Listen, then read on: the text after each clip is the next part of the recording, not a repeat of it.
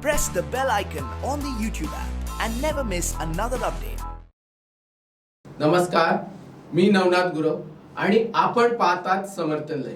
वसईच्या हरित पट्ट्यातून जे विकास प्रकल्प जात आहेत त्या विकास प्रकल्पामुळे वसईच्या हरित पट्ट्यावर नेमके काय परिणाम होणार आहेत या संदर्भात पर्यावरण प्रेमी दुलारी परमार यांचं भाष्य आपण या ठिकाणी पाहणार आहोत. दुलारी परमार नेमकं काय भाष्य करतायत ते आपण ऐकू. नमस्कार, मी दुलारी परमार आणि मी आर्किटेक्ट अँड अर्बन डिझायनर आहे आणि मी वसई विरार याच्या डेव्हलपमेंट बद्दल मी बोलणार आहे.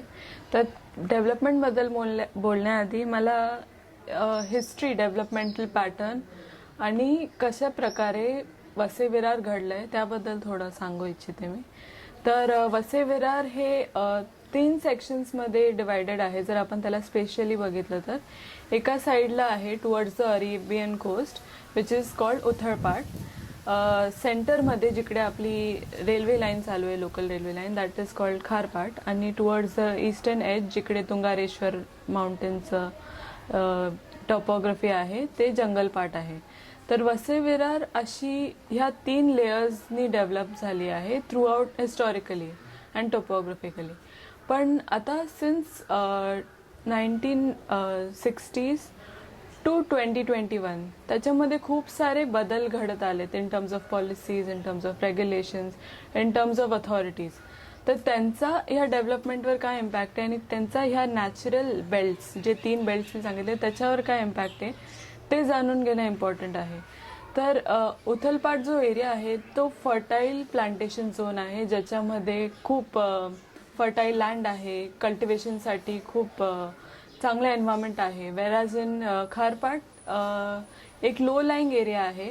It is around 3 to 4 meters above sea level, but it is still lower compared to the jungle part which is a much higher terrain, जिकडे आपल्याला तुंगारेश्वर माउंटन्स दिसतात. वैतरणा रिव्हरपासून जो वसई क्रीकपर्यंत जो डिस्टन्स होता तो आधी एक ट्रेड रूटचा पार्ट होता आणि ज्याच्यामध्ये सोपारा आणि वसई हे 2 खूप इम्पॉर्टंट पोर्ट्स होते.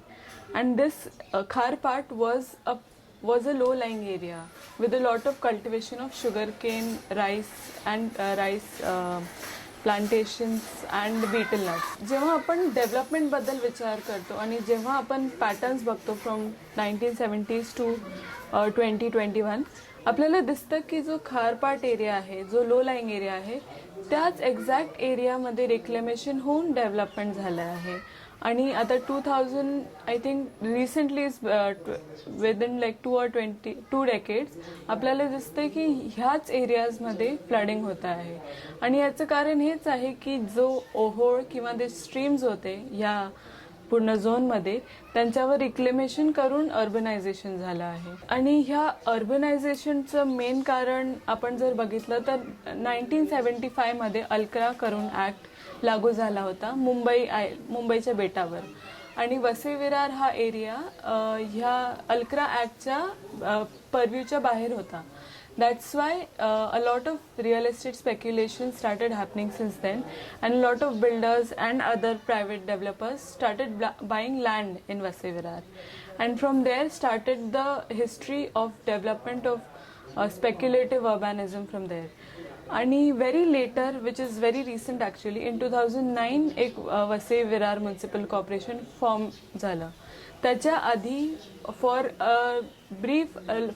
a long period of 50 to 60 years there was no particular authority which was looking after all the all the administrative works of Vasai Virar. So development plan आधी सिडको बनवणार होते, मग BMRDA which is MMRDA now, मग government of महाराष्ट्राच्या coalition सोबत बनवलं. मग letter in 2004 the development plan and DCR got established. So till 2009 there was a lot of political action, builder lobby action, and multiple actors came into picture when it came to development of Vasai Virar. Within this there is also a story of water. जेव्हा आपण खारपाटची जमीनला reclaim करतो तेव्हा उथळपाटच्या वेल्समध्ये saline water येतं. याचं inter relation असं आहे की जे पण अर्बनायझेशनचं काम खारपाट किंवा लो लाईंग एरियाजमध्ये होतं ते प्लांटेशन झोनच्या लँड फर्टिलिटी किंवा वॉटर क्वालिटीवर इम्पॅक्ट होतं. आणि हेच नाही तर एक काय बोलतात वॉटर सोर्स किंवा वॉटर चॅनलिंग मेकॅनिझम वसई विरारमध्ये खूप लेटर एस्टॅब्लिश झालं आणि 2009 नंतर मोस्टली, आणि त्याआधी आणि आतापर्यंत त्यामुळे वॉटर माफिया एक काय बोलतात एक लॉबी तयार होऊन गेली because of these lucrative forces of development, politics and urbanisation. त्याच्यानंतर आपण आता 2021मध्ये बघितलं तर from 2006 to 2018-19 there are several proposals for infrastructural projects. तर त्याच्यामधलं आहे high speed railway line which is also termed as bullet train, western फ्रीट corridor, multi modal corridor and expressway, Mumbai Baroda expressway. तर हे जे इन्फ्रास्ट्रक्चरल डेव्हलपमेंट झाले प्रपोजल झाले आहेत यांचं एक होलिस्टिक ॲनालिसिस नाही केलं गेलं आहे. हे वेगवेगळ्या फॉर्म्समध्ये आणि वेगवेगळ्या प्लॅन्समध्ये आहेत, बट त्यांचे impacts in terms of rehabilitation and resettlement and त्यांचे impacts in terms of environment हे असे होलिस्टिकली स्टडी नाही केले गेलेत. तर युवानी हे स्टडी केल्यानंतर हे रिअलाइज झालं आहे की हे जे इन्फ्रास्ट्रक्चरल प्रोजेक्ट्स आहेत ते ईस्टर्न एजला अलाइंड आहेत. सो इट इज बिटवीन खारपाट अँड जंगलपाट का एरिया, अँड त्याच्यामध्ये सुद्धा ते लो लाईंग एरियाजमध्ये जिथे माउंटेन्सचे व्हॅलीज मीट होतात तिथे आहे. सो बघितलं गेलं तर it is the area in which these infrastructural proposals are proposed. They are already prone to floods and prone to a lot of other climate damage like climate change factors. For example, त्याच एरियामध्ये surface temperature पण खूप मॅक्सिमाइज्ड आहे, त्याच एरियामध्ये air quality पण खूप खराब आहे. सो आणि त्याच एरियामध्ये ग्रीन झोनचे पण मार्किंग्स आहेत, ग्रीन झोनचे रिझर्वेशन्स आहेत. सो हे infrastructural projects not only climatically impact करत आहेत बट त्यांचे impacts in terms of housing आणि हे पण आहे, इन टर्म्स ऑफ पीपल पण आहे. सो जेव्हा आपण DPR आणि युवाचे फाइंडिंग्स कम्पेअर करतो तेव्हा आपल्याला कळतं की जे DPRमध्ये नंबर्स आहेत for project affected population and project affected households, and जेव्हा आपण रिसर्च फाइंडिंग्स कम्पेअर करतो we see that there is a large disparity between the DPR which says the numbers are very less, and with the Yuva studies, Yuva findings which shows that a lot of people are impacted more than it is anticipated. So the study of the proposed infrastructural on one same platform is important, not only for future development, also for understanding the impacts of these proposals.